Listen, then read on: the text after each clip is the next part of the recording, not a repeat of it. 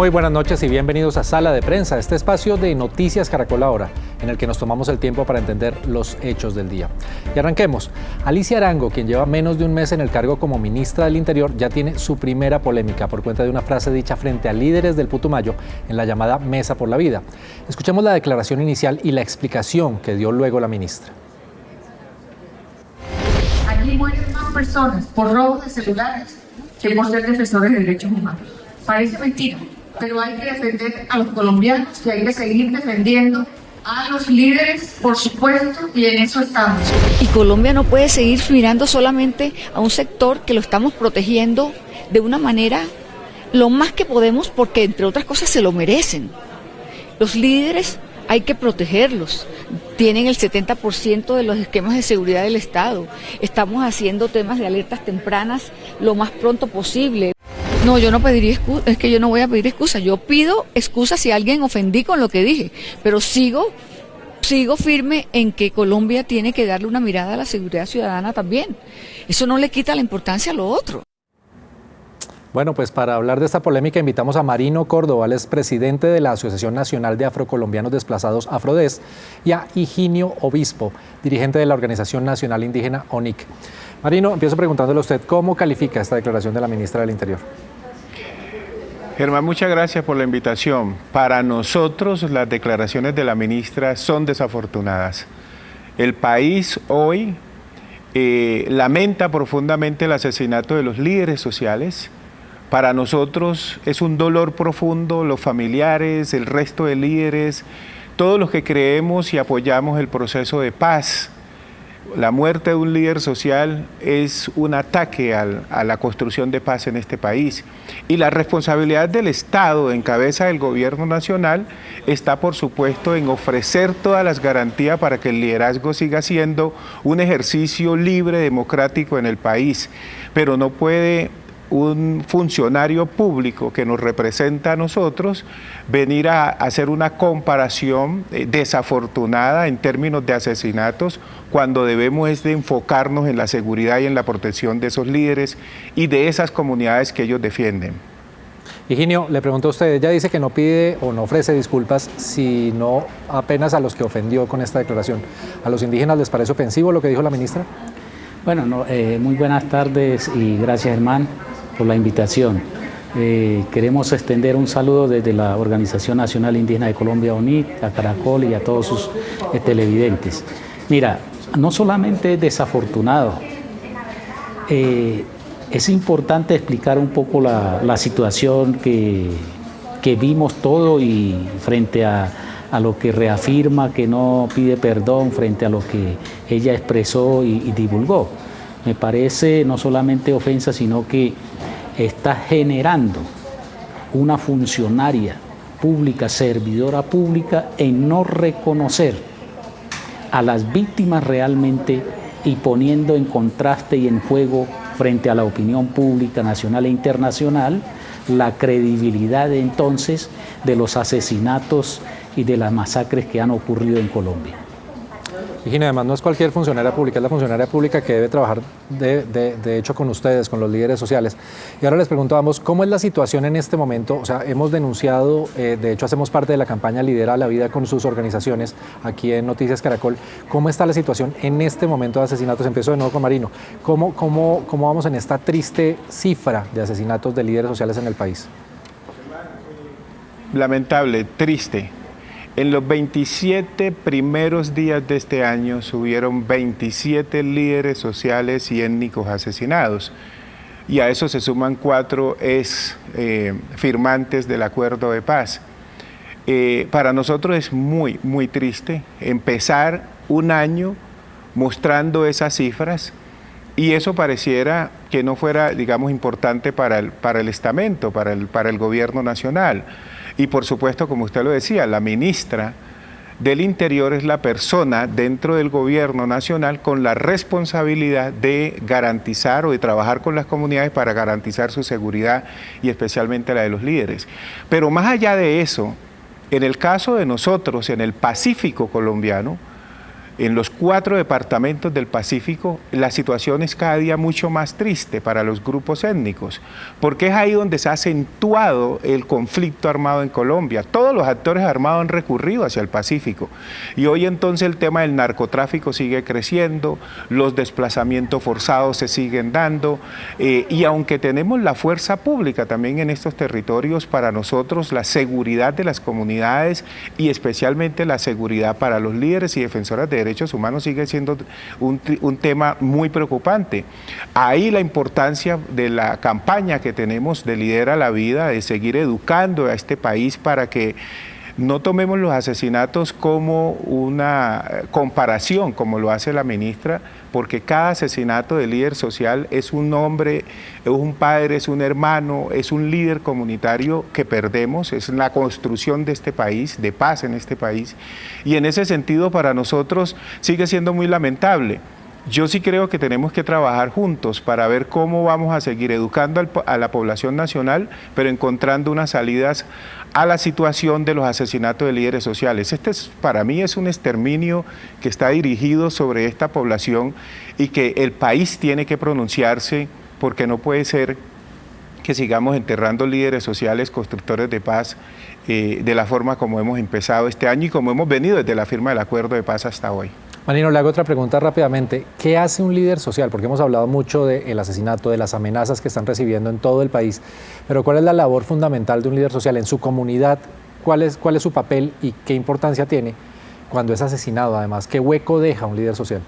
Hermano, es muy importante esta pregunta, por supuesto. Vea, yo soy hijo de un líder comunitario. Mi papá me enseñó a ser un líder comunitario porque cuando estudiaba, era muy chico, muy joven, estudiaba, yo caminaba caminos, pantanos, 1 hora de la casa a la escuela, y mi papá era uno de los líderes comunitarios, y cuando él iba a las reuniones me llevaba para que yo tomara apuntes de lo que se acordaba en la reunión.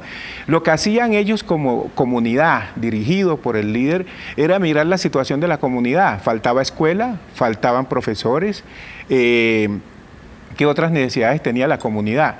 Esa es la responsabilidad y el trabajo de un líder comunitario. El líder comunitario está ahí, donde el Estado no ha llegado, donde hay una serie de problemas sociales, comunitarios, políticos, que la comunidad tiene que resolver para subsistir, para avanzar. Y en ese sentido, los líderes comunitarios hacemos eso, tomamos la voz de la comunidad, sus problemas, los pasamos ante los organismos del Estado, las instituciones del Estado que tienen que darle salida, hacemos esa intermediación con el Estado y los funcionarios para que regresen a esas comunidades la solución de esos problemas. Pero es un líder comunitario, Germán, también es un padre, es un hermano, es un hijo, es un ser humano que siente, que inclusive dedica su vida en actividades sociales, pro bonos, sin recibir un recurso, en defensa de eso de la comunidad. Eso hacemos nosotros como líderes comunitarios.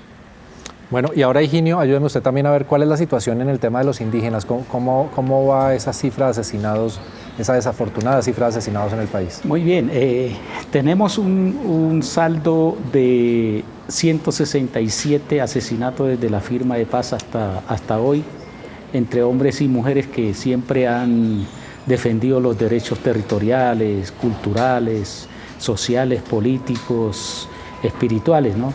Y en ese orden de idea, pues cada vez en las regiones se está incrementando las amenazas, las estigmatizaciones, pero también ya hemos visto masacres realmente que han ocurrido, por ejemplo, en el norte del Cauca, recientemente hace unos meses antes del año pasado, y eso tiene muchas implicaciones de fondo, porque lo que se está generando es todo un desmembramiento de los procesos políticos organizativos de las comunidades y de los resguardos. Higinio, pero además usted me da estas cifras, 167 líderes indígenas asesinados. Oficialmente para las autoridades, ¿cuántos han sido asesinados? Porque ahí también hay una gran diferencia entre lo que dice la Defensoría, las organizaciones como ustedes y las cifras de la Fiscalía, por ejemplo. Efectivamente, a veces, como lo decía Marino ahora, es que no solamente se desmiente la cifra que nosotros damos, sino que se genera alrededor de esa información prácticamente la invisibilización de los hechos. Y en ese sentido realmente, claro, la cifra nuestra es una cifra que concuerda con la realidad que realmente investigamos, porque en la oficina nuestra, la Organización Nacional Indígena de Colombia, tiene la Oficina de Derechos Humanos que permanentemente hace investigaciones, registro realmente de en el sistema de información de derechos humanos. Y en ese orden de idea, pues, o sea, reafirmo nuevamente lo que en las cifras que tenemos nosotros, porque son realidades, y que si eso llegáramos como a expresar en la idea de cuántas investigaciones se está llevando de parte de la Fiscalía, yo digo que más de 10 o 6 no pasa. Y en ese sentido, la mayoría de esas masacres y asesinatos realmente van a quedar en impunidad, y eso nos preocupa altamente en un país realmente que está diciendo que defiende la democracia, la diversidad y la pluralidad étnica de este país. 6 o 10 investigaciones frente a 167 asesinatos. O sea, los demás son líos de faldas. Sí, exactamente. Son líos de hombres y mujeres, pero en este caso lo que también hoy expresó seguramente hay más muertos por llamadas de celular, por robos de celulares, y eso no solamente, reitero nuevamente, no es desafortunado las palabras de la ministra, es indolente con la situación de las víctimas realmente de las regiones y de nuestros pueblos étnicos, porque no puede calificarse de otra manera sino de una persona indolente frente a la realidad y hechos realmente de las víctimas. Marino, y además estas cifras y esta diferencia en las cifras hacen que la impunidad también siga creciendo, ¿o no? Efectivamente, eso, o sea, en Colombia y para los medios y la opinión internacional, efectivamente está generando, o sea, la vulnerabilidad de los derechos frente a la información real que se está viviendo y que se está teniendo, porque se está escondiendo y todo lo que realmente está sucediendo, la atrocidad, la barbaridad que se está cometiendo en este caso contra los pueblos indígenas, los pueblos afrocampesinos y otros sectores sociales en Colombia. Marino, ¿me va a hablar usted también del tema de la impunidad? Sí, claro. Realmente, si no hay justicia, el tema de la impunidad sigue siendo un motivo para seguir cometiendo crímenes en Colombia. Nosotros sí nos preocupa profundamente el tema de las investigaciones, no solamente de quienes cometen los crímenes, pero también quienes autorizan, quiénes son los autores intelectuales de todo esto. La Fiscalía tiene una deuda con el país y con los líderes sociales, sus familiares, con todos los que defendemos la paz, al no investigar o a no ser eficiente en las investigaciones para producir resultados concretos que lleven a la captura de los actores materiales, pero también intelectuales. Pero aquí también hay otra cosa, Germán, que quisiera aprovechar para mencionar. Acaba la Oficina de Naciones Unidas de Derechos Humanos de dar su informe sobre la situación de derechos humanos en el país. Y eso ha sido, digamos, el tema de gran preocupación para el gobierno nacional, porque lo que han dicho es que la Oficina de Naciones Unidas se está intrometiendo, la comunidad internacional se está intrometiendo en los asuntos internos del país. Pero es que, Marino, perdón, no interrumpo, pero parece preocupar más a la comunidad internacional que al mismo gobierno y a las autoridades colombianas este tema. Así es, es la comunidad internacional la que está realmente preocupada por los asesinatos de líderes sociales en Colombia, por el incremento del conflicto armado en los territorios que supuestamente iban a ser beneficiarias del proceso de paz y que hoy no se está avanzando. Entonces, cuando el gobierno dice que hay una intromisión de la comunidad internacional en los asuntos internos del país, que no está de acuerdo, que no tolera, nosotros nos preguntamos entonces qué va a pasar si la comunidad internacional no toma las voces de esos líderes y comunidades que el país no reconoce o que el gobierno no reconoce, pero además no busca una salida de garantías reales de protección y de seguridad. Mire, hoy en el Pacífico colombiano, en el Chocó colombiano, en ese Chocó del Pacífico, la situación, según lo acaba de mencionar la Defensoría del Pueblo en un recorrido que hizo el señor defensor por algunos municipios del norte del Chocó, La situación es lamentable, siguen los asesinatos, siguen los desplazamientos, confinamiento de comunidades enteras indígenas afrocolombianas, lo cual nos lleva a nosotros a preguntarnos, oiga, ¿es que los afrocolombianos y los indígenas importamos o no en este país? ¿Somos o no ciudadanos merecedores o garantes de derechos en el marco de la Constitución y los convenios y tratados internacionales? Esa es una gran preocupación para nosotros que tenemos que seguir trabajando con la comunidad internacional. Nosotros defendemos y respaldamos el informe de Naciones Unidas, porque dice exactamente lo que está pasando. Así le duela hoy al gobierno nacional, pero invitamos al gobierno nacional para que nos sentemos a buscarle una salida a la situación de lo que está pasando en nuestros territorios. El narcotráfico no puede seguirse tomando los territorios de las comunidades. La minería ilegal no puede ser la fuente de financiación del conflicto de los actores armados. Y el despojo de las comunidades de su propio territorio, es que son dueñas de su territorio y son despojadas, no pueden vivir, no pueden trabajar, porque los actores armados no les permiten ese derecho constitucional. Pues definitivamente es un tema que no se puede minimizar. Marino, Higinio, muchísimas gracias por acompañarnos esta noche. Germán, muchas gracias, muy amable. Gracias a usted y la invitación, y siempre estaremos pendientes. Y hacemos una pausa, pero cuando regresemos hablaremos de la tendencia como hombres, una tendencia que nos ha puesto a pensar en las últimas horas sobre el machismo. Ya regresamos.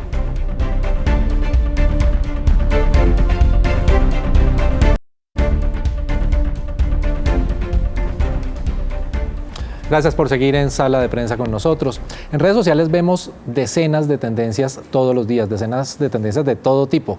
Algunas que nos hacen reír, otras que nos hacen pensar, pero definitivamente una que está rodando desde hace 2 días nos ha hecho reflexionar sobre todo a los hombres y sobre todo sobre el machismo.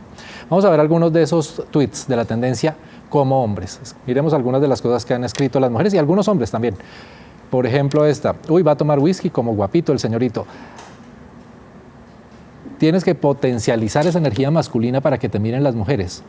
Hashtag como hombres. Han sido miles los mensajes que están viendo ustedes, miles los mensajes. Y Ana María Mesa, o @animesa, como la encuentran en Twitter, es una profesora de la Universidad de Manizales que fue una de las que inició esta tendencia. Ana María, estamos en contacto con usted precisamente desde Manizales. Cuéntenos cómo nace la idea de tener esta tendencia. Hola Germán, un saludo para usted, un saludo también para todas las personas que están viendo. Muchas gracias por invitarme.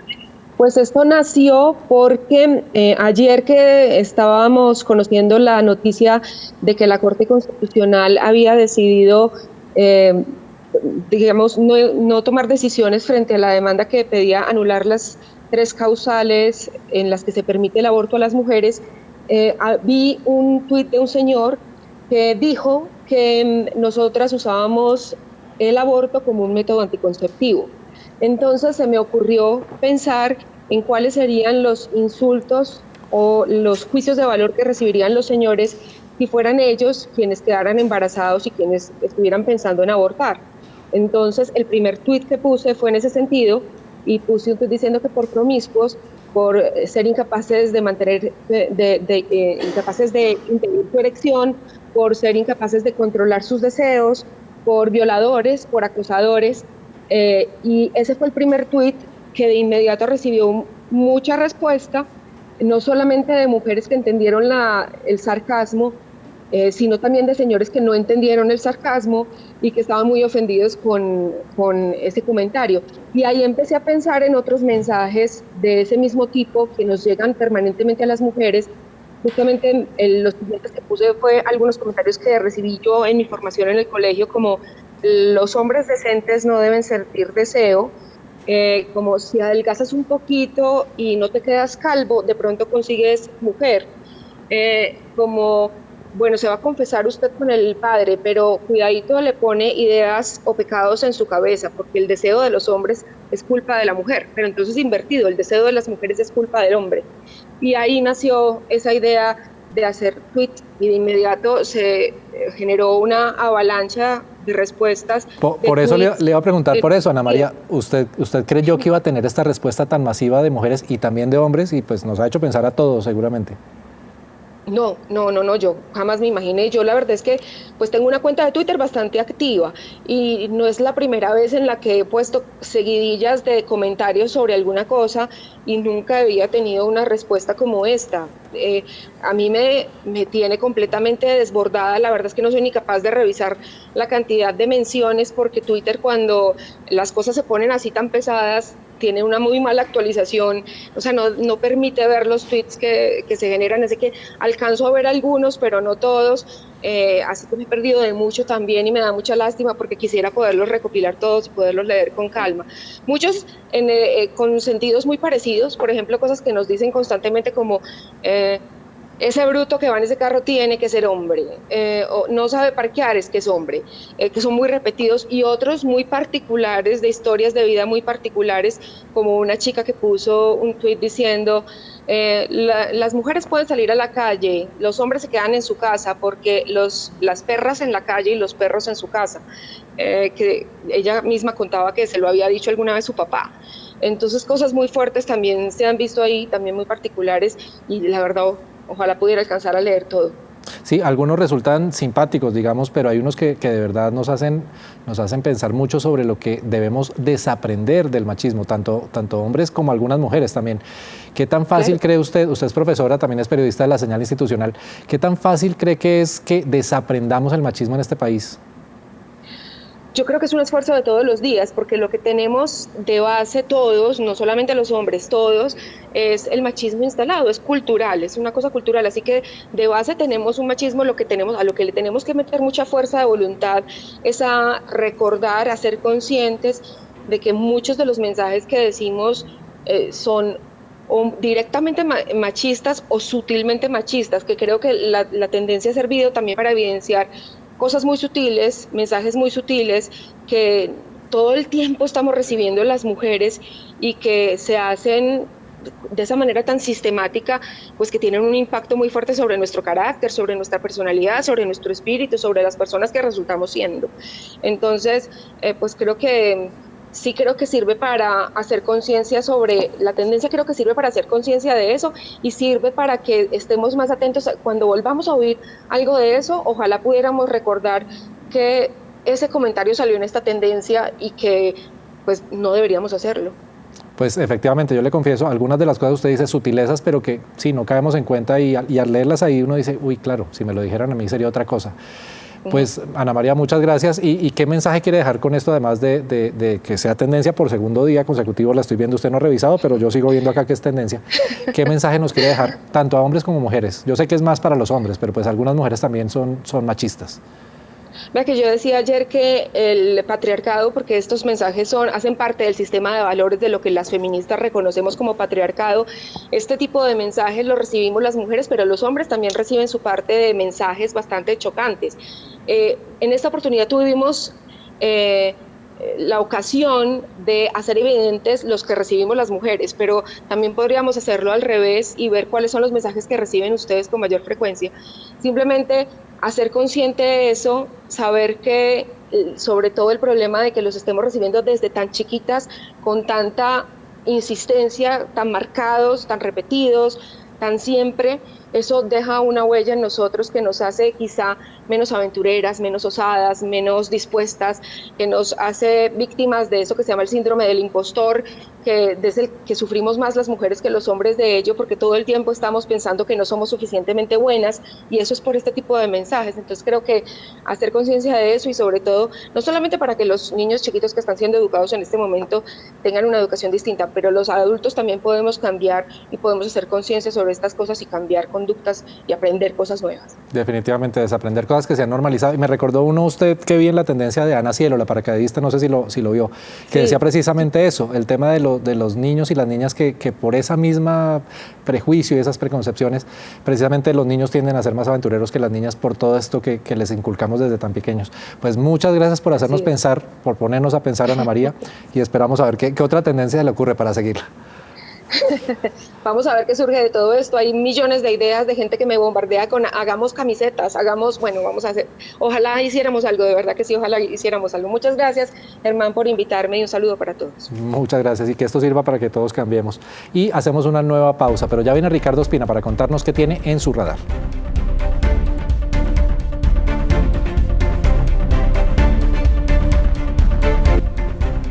Seguimos en Sala de Prensa y ahora Ricardo Ospina, el jefe de servicios informativos de Blue Radio, nos cuenta qué tiene hoy en su radar. Buenas noches, Ricardo.